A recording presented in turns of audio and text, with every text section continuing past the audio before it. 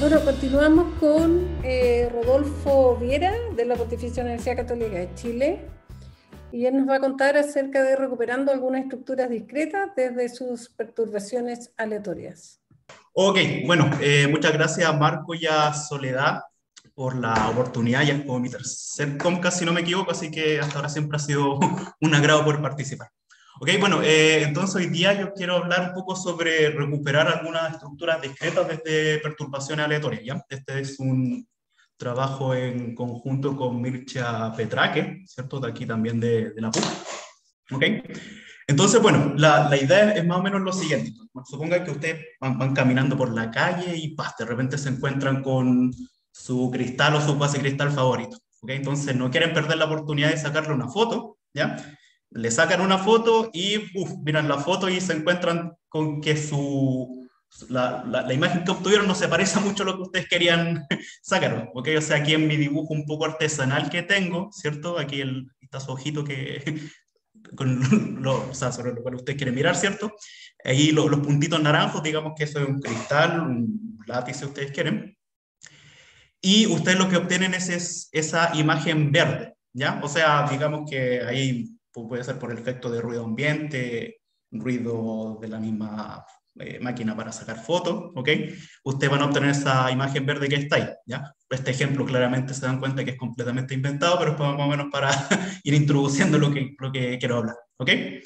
Entonces, en particular lo que yo quiero hacer es abordar la siguiente pregunta, ¿ok? Entonces, dada esta situación que nosotros más o menos explicamos acá, la pregunta es si yo puedo recuperar alguna información de esta estructura discreta que yo observé, digamos, a través de estas perturbaciones aleatorias, ¿ok?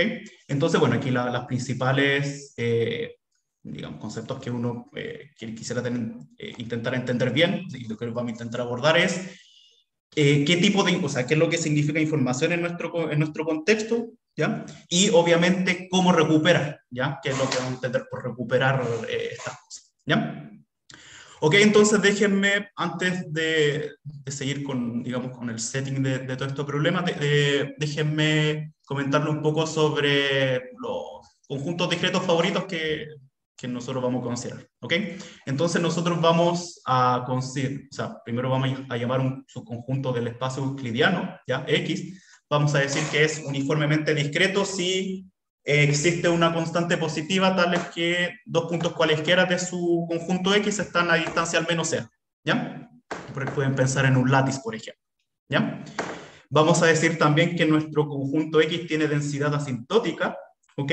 Si este límite que está acá existe, ¿cierto? Ustedes van tomando, aquí se me pasó un poquito el lápiz, pero bueno, acá voy a denotar por VR, ¿ok?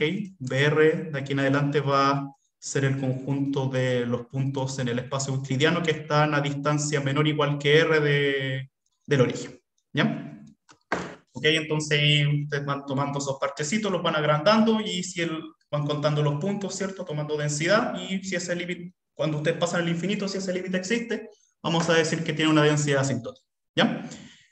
Y además vamos a definir la medida de difracción, ¿ok? De un conjunto X de la siguiente forma. Voy a tomar mi conjunto X discreto, ¿ok? Voy a tomar esta suma de deltas de Dirac soportada en cada punto de X, ¿ya? Y vamos a definir su medida de difracción como este gamma X gorro, ¿ok? Lo vamos a definir en dualidad, ¿cierto? Con el conjunto de las funciones de soporte compacto, como esta fórmula que aparece acá, ¿ya? Más adelante podemos comentar un poco de dónde aparece bien esta fórmula, ¿ya? Ok, así que eso va a ser la medida de difracción gamma X gorro, ¿ok? Entonces, lo que nosotros vamos a considerar van a ser conjuntos que satisfacen las tres siguientes hipótesis. ¿Ok? Primero, X va a ser uniformemente discreto, ¿ya? Vamos a asumir que tiene densidad asintótica y esta hipótesis importante acá, vamos a asumir que la medida de difracción que nosotros definimos es singular con respecto a la medida de Lebesgue, ¿ya? Eso es lo que nosotros vamos a asumir. ¿Ok? Entonces déjeme mostrarle unos ejemplos, digamos, de conjuntos satisfaciendo esta hipótesis para que vean que no es nada así como tan terrible, tan exótico. ¿Ya? Entonces, lo primero, látices. ¿Ya? Látices cumplen todas esas propiedades, ¿cierto? Son uniformemente discretos, tienen densidad, bueno, densidad de un dominio fundamental, ¿ok? Y su medida de difracción es puramente atómica, ¿ya? Bueno, lo voy a mencionar más adelante, pero cuando me refiero a que una medida sea atómica, me refiero a que está soportada solamente en puntitos, ¿ya? En singleton, ¿ok? Entonces, otro ejemplo de interés es, por ejemplo, el conjunto de los vértices del embaldosado de Penrose, ¿ya? Conocemos un ejemplo bien bonito de un embaldosado aperiódico del plano, ¿ya? Algo un poquito más general que estos embaldosados de Penrose son los que se llaman los conjuntos de corte-proyección, ya que lo muestro en esta imagen, ¿ya? Entonces, básicamente un conjunto, aquí lo voy a ilustrar solamente en el plano, ¿ya? Pero en los conjuntos de corte-proyección lo que uno hace es, en el plano voy a tomar básicamente dos rectas, ¿cierto? ¿Ok? Obviamente no sean colineales, ¿ya? Voy a tomar un látiz en el plano, ¿ya? Por ejemplo, aquí voy a tomar, como está en el dibujo Z2, por ejemplo, ¿ya? Y en uno de esas rectas, ahí donde está esquematizado en H, ¿ok? Voy a tomar un intervalo, ¿ya? Ese intervalo W verde que aparece ahí, ¿ya? Y voy a tomar digamos, ese pequeño tubo, digamos, que es paralelo a la línea G, ¿cierto? ¿Ok? Determinado por ese intervalo W, ¿ya? Y voy a tomar todos los puntos del látiz que caen dentro de esta franja, ¿ok? O sea, todos estos puntitos que aquí voy a marcar en negro, ¿ya? No los quiero marcar tanto porque todavía no, siempre me ha costado manejarlo, pero esos puntos que están ahí, ¿ya? ¿Ok? Y esos puntos yo los voy a proyectar sobre G, ¿ya? Ese es el esquema que se conoce como corte de proyección, ¿ok?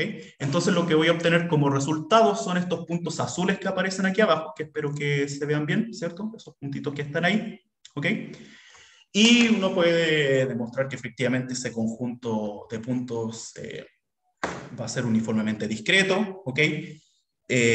Tiene densidad asintótica, ya la densidad asintótica de hecho está relacionado con el ancho de este intervalo W, ¿ok? O sea, de hecho aquí la densidad asintótica para ese conjunto que está ahí sería básicamente el largo de W, ¿ya? El largo de ese intervalo. ¿Ok? Y además su espectro de difracción, como nosotros lo definimos acá, ¿ya? También, de hecho, es puramente atómico. ¿Ok? Eso también uno lo puede demostrar. Aquí yo no puedo dejar de citar quizás este libro que es bastante bonito, que es el libro de A Periodic Order de Buck y Grimm, ¿ok? Donde allí sale como un bunch de muchos de estos tipos de ejemplos. Así que si le interesan estos tipos de estructura, ¿ok? Les recomiendo mirar este librito que está acá, ¿ya? Y otro ejemplo bonito, ¿ya? Que cumple las hipótesis que nosotros tenemos es el conjunto de los puntos visibles de un látiz, ¿ya? Este conjunto que está acá es el conjunto de los pares de coordenadas enteras, M y N, ¿ya? En Z2, ¿ok? Tales que son coprímos, ¿ya? ¿Ok? Y ese sería el conjunto de los puntos visibles del látiz, ¿ya? Ese conjunto es uniformemente discreto, tiene densidad asintótica, ¿ya? El asunto es que la densidad asintótica de este conjunto es altamente no trivial, ya la densidad asintótica puede que me equivoque en este factor del numerador, pero es algo del orden de 1 partido por la función z de Riemann, ¿ok? Aplicado a D, donde D es la dimensión del espacio. En nuestro caso, D es igual a 2. ¿Ya? Y de hecho, el espectro de difracción de ese conjunto también es puramente atómico. ¿Ya? Hay ejemplos donde uno puede construir conjuntos que el espectro de difracción es singular con respecto a la medida de Lebesgue y que de hecho no son puramente atómicos, sino que son continuos, digamos, ya que están soportados en en conjuntos cuya medida del EV es 0, pero siguen siendo, su medida sigue siendo continua. ¿Ya? Ok, ahí tienen, así que hay muchos ejemplos donde operan estas tres hipótesis, ¿ya? Y donde van a operar los resultados que voy a plantear un poquito más adelante. ¿Ok? Ok, entonces ya visto más o menos qué tipo de conjuntos nosotros podemos abordar acá, ok, entonces empecemos a plantear el problema. ¿Ya? Entonces voy a tomar mi conjunto X, ¿cierto? ¿Ya? Con nuestro conjunto discreto, ¿ya?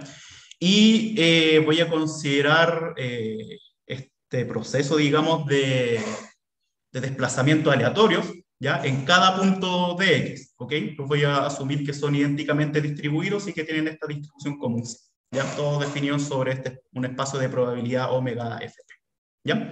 Entonces vamos a definir esta perturbación aleatoria de nuestro conjunto X mediante ese conjunto que está ahí, ¿cierto? Son los en cada punto de X lo voy a desplazar aleatoriamente mediante estos vectores random que están acá, ¿ya?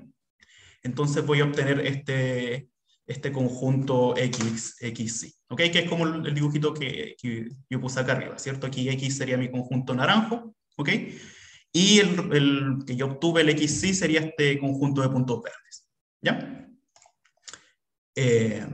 ¿Dónde está? Acá, ¿ya? Y además, para este conjunto X vamos a definir su transformada de Fourier débil, ¿ya?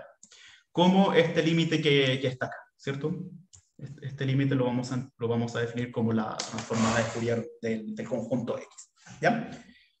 Y de hecho aquí, bueno, aquí ya viene para ir un poquito adelantando quizá, ya aquí está, digamos, uno de los primeros conceptos que mencionamos al inicio de qué información nosotros queremos recuperar, ¿ya?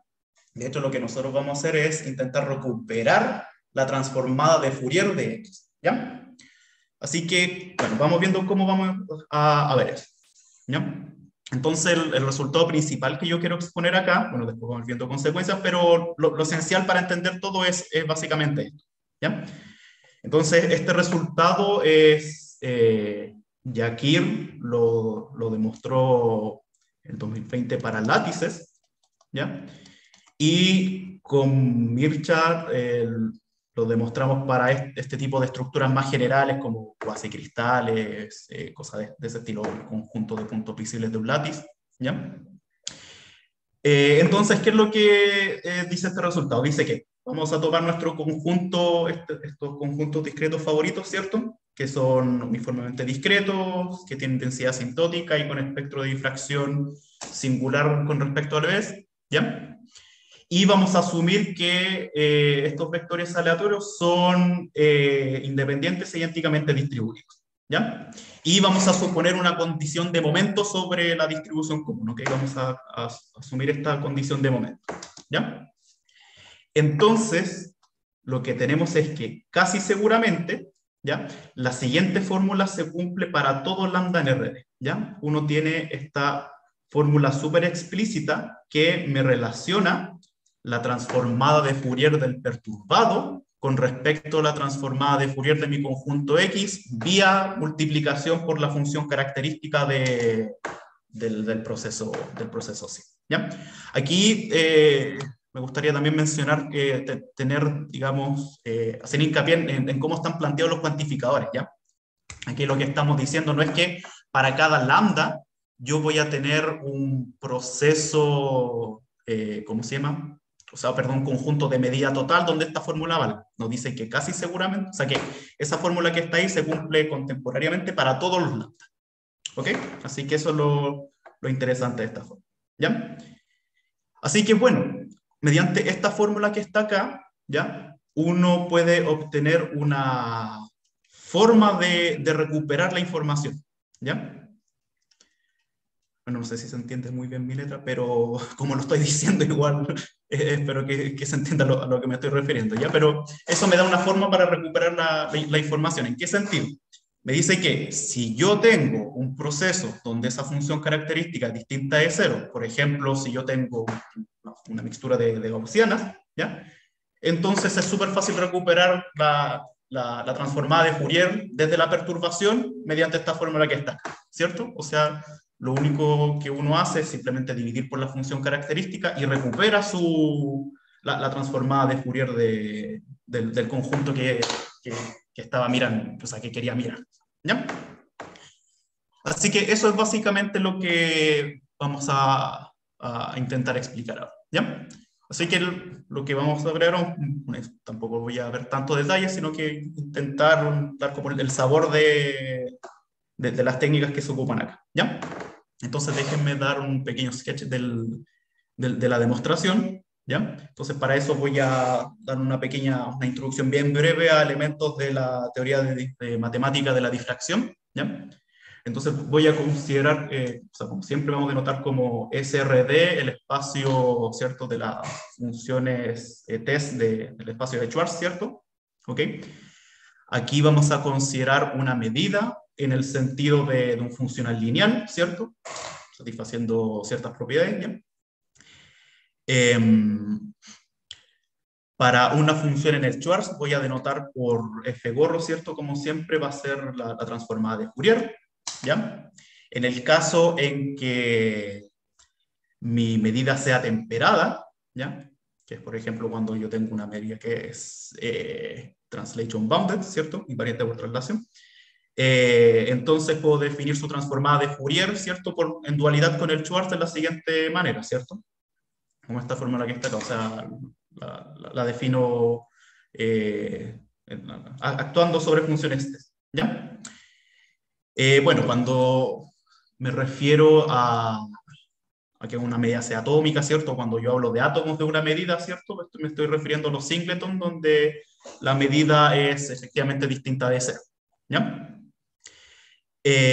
Cuando decimos que una medida es puramente atómica, ¿ya? Estamos diciendo que básicamente que tiene solamente átomos, ¿cierto? Está soportada en singleton solamente, ¿ya? Y por el contrario vamos a decir que una medida es continua, ¿ok? Si en cada singleton la medida es cero, ¿ya? Aquí, bueno, igual estoy pasando un poquito rápido porque lo más probable es que estas cosas sean ya bien conocidas por la mayoría de los que están acá, ¿ya? También vamos a decir que una medida es absolutamente continua, ¿cierto? Una medida mu es absolutamente continua con respecto a una medida nu, ¿ok? Si existe una función localmente integrable, ¿ok? Tal que mu es igual a g por mu, ¿ya? Y vamos a decir que son mutuamente singulares, ¿cierto? O que son ortogonales, ¿ya? Si básicamente las dos medidas están soportadas en conjuntos, en estos conjuntos disjuntos, ¿ya? Como está escrito acá. ¿Ok? Entonces también déjenme recordarles el conocido teorema de descomposición de Lebesgue, ¿cierto? Que me dice que una medida, ¿ya? Esta medida por el regular, ¿cierto? Mu, yo la puedo descomponer como una suma de tres, o sea, como una suma, digamos, de una parte puramente atómica, ¿ya? Una parte continua, ¿cierto? Pero la parte continua también se puede descomponer como una parte que es continua pero singular con respecto a Lebesgue, ¿ok? Y otra parte que es absolutamente continua con respecto a Lebesgue, ¿ya? Déjenme también aquí, bueno, aquí ya son los últimos elementos, digamos, de esta muy breve introducción. Vamos, aquí, bueno, esto solamente como notación porque lo voy a ir ocupando en el camino, ¿ya? Para una función en el Schwarz vamos a definir la función f gorro, ¿cierto? Como f en menos x conjugado, ¿ya? Y para una medida mu voy a definir mu gorro actuando sobre f como la medida mu actuando sobre f gorro conjugado, ¿ya? Y bueno, también como siempre vamos a entender la convolución entre dos medidas, ¿cierto? Cuando esto que está acá me da un número, ¿ya? Va a ser esta integral que está acá, cuando actúa sobre una función f, es f de x más i de mu de x de nu de y, ¿ya? Y vamos a decir también que como una secuencia solamente, una secuencia de medidas definidas positivas, ¿ok? Esto quiere decir que mu actuando sobre f, convolución con f gorro, eso me da mayor o igual que 0, ¿ya? Eso es lo que vamos a entender por una medida definida positiva, ¿ya? Vamos a decir que esa secuencia converge, ¿ok? Lo pueden mirar así como en el sentido débil, ¿ya? A una medida mu si converge en dualidad con respecto a las funciones en el espacio de Schwarz, ¿ya? O sea, cuando yo testeo contra una función f, este límite que está acá se tiene. ¿Ok? Entonces, además, dado una medida mu, ¿ok? Vamos a definir una autocorrelación de esta medida como este límite que está acá, si este límite existe. ¿Ya? ¿Ok? Entonces va a ser la convolución de la restricción de la medida que corresponde a la restricción de mu sobre R, ¿ok? Convolución con la medida mu gorro restringida sobre R, ¿ok? Promedio todo eso y saco el límite, ¿ok? Entonces, cuando eso existe, vamos a decir que esa es la autocorrelación de la medida mu, ¿ok? Y a la transformada de Fourier de esa medida, de autocorrelación, la vamos a llamar la medida de difracción de mu, ¿ok? Y, bueno, esto es más o menos esta fórmula que está acá, igual si se fijan, se parece a lo que nosotros mencionamos por aquí, ¿cierto? Esta fórmula que está acá para la medida de difracción de esa delta X, ¿ya? Aquí en general, si yo tengo una medida mu, ¿ok? ¿Cierto? Soportada sobre X, ¿ya? Entonces, vale la siguiente fórmula para la medida de difracción, ¿ya? Esto es consecuencia básicamente de que cuando yo tengo medidas definidas positivas, tengo que la transformada de un límite es el límite de las transformadas, ¿ya? O sea, el Fourier del límite es el límite de Fourier, por eso tengo esa fórmula que aparece acá, ¿ya? Ok, entonces eso es más o menos una pequeña introducción de esta teoría matemática de la diferencia, o las herramientas que nosotros vamos a traer a juego de la teoría matemática de la diferencia, ¿ya? Ok, entonces digamos, uno de los lemas que nosotros vamos a usar para demostrar nuestra fórmula que me permite recuperar la transformada de mi conjunto a partir del perturbado, ¿ya? Es este lema súper simple que está acá, que bueno, es bien bonito también. A mí me gusta este lema que dice que si yo tengo que mi conjunto tiene densidad asintótica y es uniformemente discreto, ¿ok? Y tengo esta condición sobre los momentos, ¿ok? Entonces, casi seguramente yo tengo estos siguientes límites, ¿ya? Me dice que, lo que me dice esto es que la densidad de puntos, ¿ya? Que están en mi bola de radio R y que escapan de la bola de radio R a través de la perturbación, la densidad de esos puntos es cada vez más, o sea, tiende a cero cuando la bola es cada vez más grande, ¿ya? Y lo mismo pasa con la densidad de puntos que están fuera de esta bola y que caen adentro de la bola de radio R a través de la perturbación, ¿ya? En densidad, cuando el R tiende a infinito, esa densidad de puntos cada vez más pequeña, ¿ya? Cada vez más cercana a cero, ¿ya? Ok, bueno, dejemos aquí solamente el recuerdo del teorema que queríamos verificar, ¿cierto? Queríamos entender esta formulita que está acá, ¿ya? Y básicamente a través de esta propiedad, digamos, de densidad de puntos que entran o que escapan de una bola a partir de la perturbación, ¿cierto?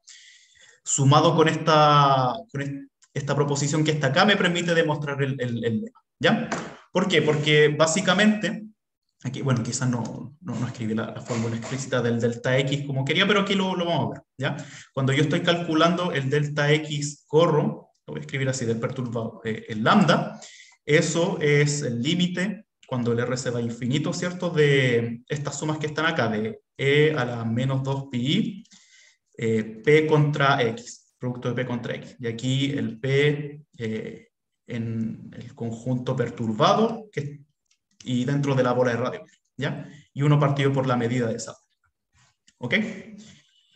Entonces, si se fijan, cuando yo quiero descomponer esta suma que está acá, yo la puedo descomponer de la siguiente forma, ¿ya? Yo la puedo descomponer como la suma de, voy a correr un poquito hacia la derecha,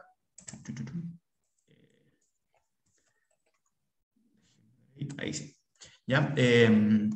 Entonces, esta suma yo la puedo descomponer así, yo la puedo descomponer como la suma de los puntos que están en X, intersectados con BR, ¿ya?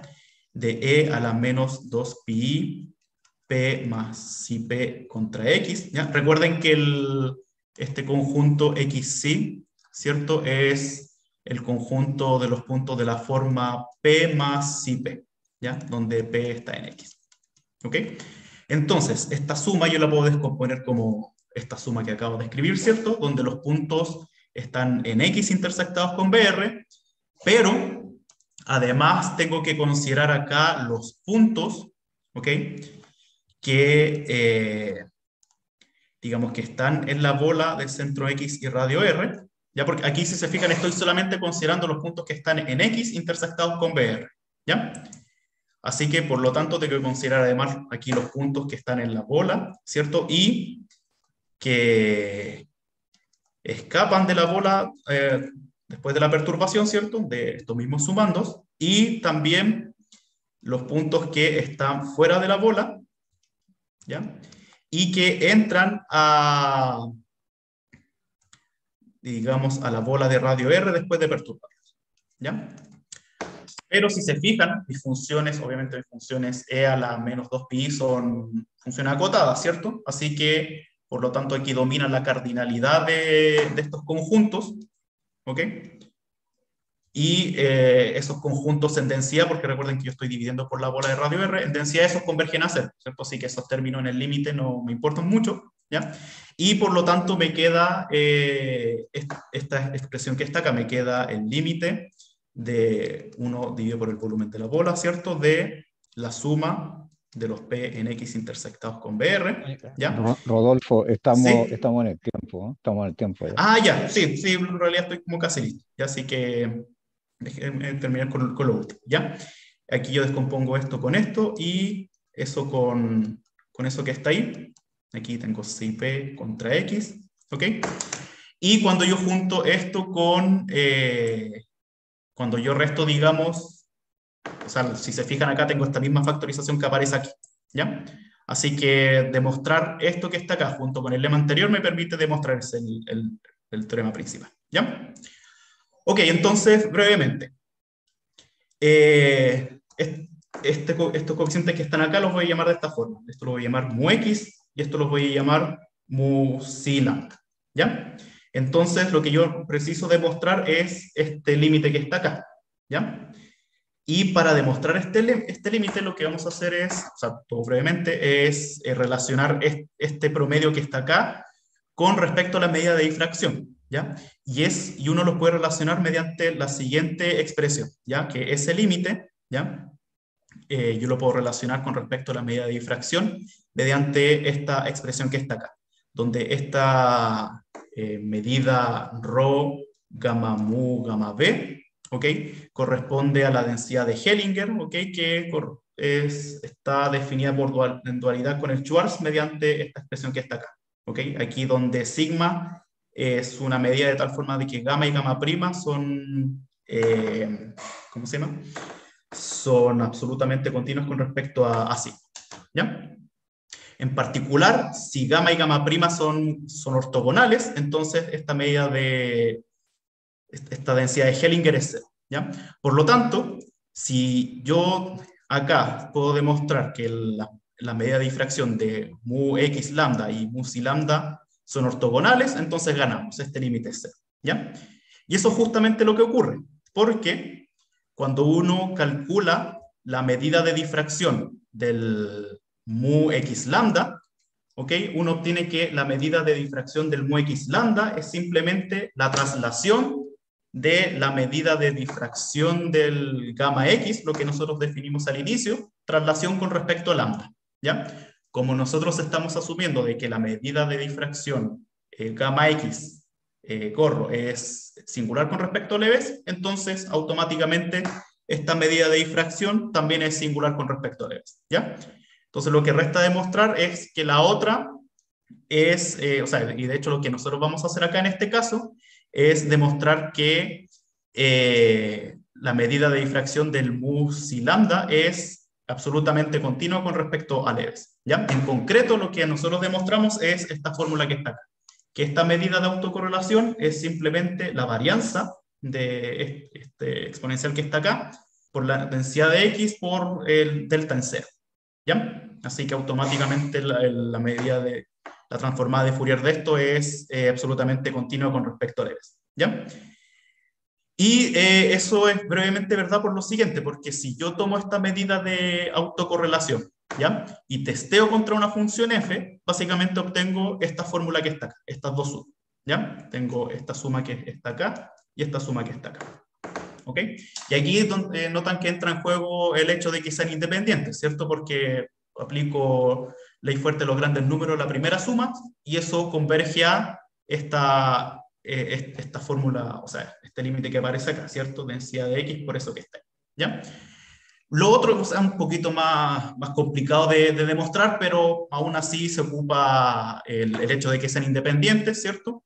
O sea, aquí tomo conjuntos de nivel de la F, ¿cierto? Ocupo principio de Cavalieri, ahí puedo trabajar, en vez de multiplicar por F, trabajo solamente con eso, con cierto conjunto compacto K, pero en esencia, al final, igual voy a ocupar, con ciertas dificultades, pero voy a seguir ocupando la ley fuerte de los grandes números, ¿ya? Y uno puede demostrar que eso converge así, ¿ya? Así que efectivamente, ahí uno tiene esta fórmula que está acá, ¿ya? Y ahí uno concluye el resultado, ¿ya? Igual, bueno, el otro no creo que lo menciono, pero uno puede empezar a reducir hipótesis y a no pedir independencia y empezar a pedir alguna condición mixing, intentar relajar las condiciones, pero aún así pedir algo sobre las correlaciones y ahí uno puede ir jugando, ¿ya? Pero si ya se les queda un poquito bien, o sea, si los puede como motivar un poquito con eso, ya con eso estoy conforme, ¿ya? Así que, bueno, eso, muchas gracias. Bueno, le damos un aplauso virtual. Gracias, Rodolfo.